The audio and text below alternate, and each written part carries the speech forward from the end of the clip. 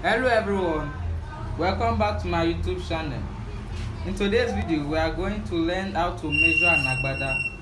In case this is your first time coming to my channel, please ensure to like, subscribe and turn on the notification bell.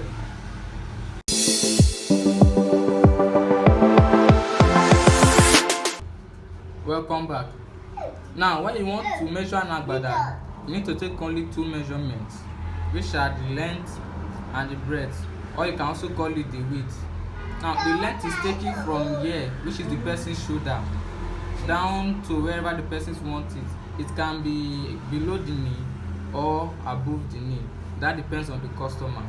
Now when it comes to the breadth or the width, it is taken from the middle of the person's shoulder down to the person's hands. And again, like the length, this also depends on the person's choice.